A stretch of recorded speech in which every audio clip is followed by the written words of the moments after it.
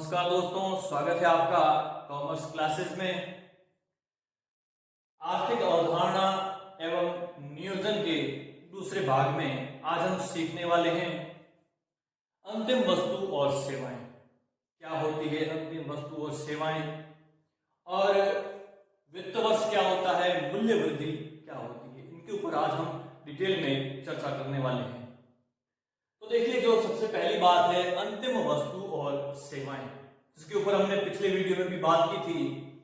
तो अंतिम वस्तु और सेवाएं क्या होती है जो एक देश की राष्ट्रीय आय की गणना में प्रयोग की जाती है। अंतिम वस्तु और सेवाओं से आशय जिसकी उत्पादन प्रक्रिया में पुनः प्रसंस्करण या प्रयोग नहीं होता है, यानी कि ऐसी वस्तुएं, ऐसी सेवाएं जिनका पुनः उत्पादन प्रक्रिया में प्रयोग नहीं किया जाता है, जिनका अंतिम उत्पादन हो जाता है और जिसका अंतिम रूप से उपभोक्ताओं द्वारा उपभोग कर दिया जाता है। उपभोग के लिए जो वस्तु तैयार होती है उस वस्तु को हम कहते हैं अंतिम वस्तु या सेवाएं।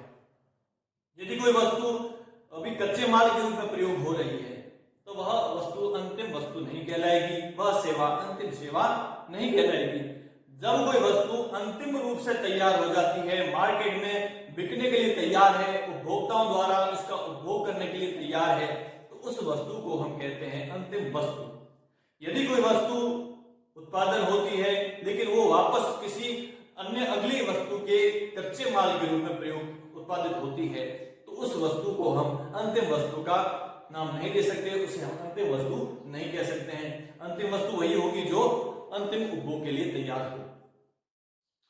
ध्यान रहे कि राष्ट्रीय आय देश के उत्पादन के सभी साधनों से आय का योग है, न कि व्यक्तियों की आय का योग। राष्ट्र की जो आय है वो क्या होगी कि देश की उत्पादन के सभी साधन, एक देश में जितने भी उत्पादन होते हैं, जिन जिन साधनों से उत्पादन होते हैं, उत्पादन के सभी साधनों से जो आय होती है उस आय का योग है, न कि एक व्यक्तियों की आय का योग। एक देश में जितने भी उत्पादन के साधन हैं, आगे हम बात करेंगे उसके ऊपर, तो उन साधनों से जो राशि प्राप्त होती है, उस साधनों से जो प्राप्त राशि है, उस प्राप्त राशियों का जो योग है, उस आय का जो योग है, वह योग क्या कहलाता है? राष्ट्रीय आय कहलाती है।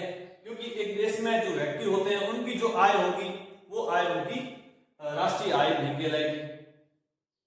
अब बात करते हैं वित्तीय वर्ष। वित्त वर्ष क्या होता है? 1 अप्रैल से 31 मार्च। पिछले वीडियो में हमने इसके बारे में बात की थी। अगली बात आती है उत्पादन। उत्पादन किसे कहते हैं? उपयोगिता का सृजन करना और उसके मूल्य में वृद्धि करना। उपयोगिता का सृजन का मतलब क्या होता है? जो भी वस्तु होती है, उत्पादन का मतलब यही नहीं है कि किसी वस्तु को पूरा का पूरा बनाना। हम किसी वस्तु के उपयोग में उसकी उपयोगिता बढ़ा देते हैं। कोई एक वस्तु होती है जिसका पहले प्रयोग एक ही होता था, अब हमने उसमें कुछ परिवर्तन कर दिया जिसके बाद में उस वस्तु की जो उपयोगिता बढ़ गई।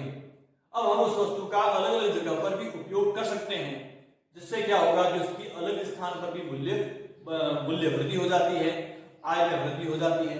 तो उपयोगिता का सृजन करना, और जब उपयोगिता का सृजन होगा तो उस वस्तु से मूल्य का भी सृजन होगा, उसी वस्तु का एक नया मूल्य भी बन जाएगा। इसी चीज को हम क्या कहते हैं? उत्पादन कहते हैं। सामान्यतः लोगों के दिमाग में क्या होता है कि उत्पादन का मतलब किसी वस्तु का प्रोडक्शन करना, किसी वस्तु को बनाना, लेकिन उत्पादन का मतलब यही नहीं होता है। उत्पादन का मतलब है कि हम किसी वस्तु का नया उपयोग ढूंढ लेते हैं, नया उपयोग पता लगा लेते हैं, तो वो भी एक उत्पादन है। हमने उस चीज का भी उत्पादन किया, भले ही वह वस्तु पहले से प्रयोग हो रही है, उसका कोई उपयोग हो रहा है, लेकिन हम उस वस्तु में कुछ ऐसा परिवर्तन कर लें जो एक ही जगह कई अनेक कार्यों में प्रयोग हो सके, तो वह भी उसका उत्पादन है। और उस अनेक कार्यों में उसका मूल्य भी होगा, तो मूल्य में भी वृद्धि होती है। अब देखिए मूल्य वृद्धि। मूल्य वृद्धि से परीक्षा में सवाल पूछा जाता है। देश के सभी साधन अपने संयुक्त प्रयास के द्वारा, देश के जितने भी साधन होते हैं वे सभी अपने संयुक्त प्रयास, क्योंकि जब तक किसी वस्तु का अंतिम रूप नहीं आता है तब तक वो वस्तु उत्पादन प्रक्रिया में ही मानी जाती है। तो सभी के संयुक्त प्रयास के द्वारा जितने मूल्य की अंतिम वस्तु या सेवा उत्पादित करते हैं, देश में उतने ही मूल्य की वृद्धि का निर्माण होता है। क्या कहते हैं जितने भी देश के सभी जो साधन हैं अपने संयुक्त प्रयास के द्वारा, अब देश में साधन कौन कौन से होते हैं, जैसे देखो यहाँ पर भूमि होती है, मजदूर होता है, पूंजी होती है, ठीक है, उद्यमी होता है, तो ये एक सभी साधन है, इन सभी का संयुक्त प्रयास होता है। जो मैंने बात की थी, तो ये जो भी है ये सभी साधन है, एक उत्पादन के साधन, इनके बिना उत्पादन नहीं किया जा सकता। तो इन सभी साधनों के संयुक्त प्रयास से जितने मूल्य की अंतिम वस्तु और सेवा उत्पादित होती है, क्योंकि इन सभी के सहयोग से एक वस्तु का निर्माण होगा और वही वस्तु अंतिम उपभोक्ताओं को अंतिम उपभोग के लिए प्राप्त होगी और उसके लिए वो एक निश्चित मूल्य देते हैं, ठीक है।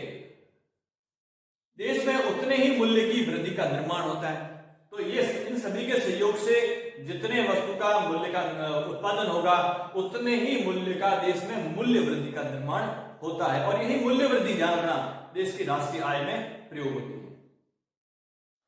अतः राष्ट्र के लिए सकल राष्ट्रीय उत्पाद जीडीपी जिसको हम कहते हैं या सकल राष्ट्रीय आय एक समान होती है। एक देश की सकल राष्ट्रीय आय या देश के राष्ट्रीय आय, सकल राष्ट्रीय आय या सकल राष्ट्रीय उत्पाद दोनों समान ही होते हैं।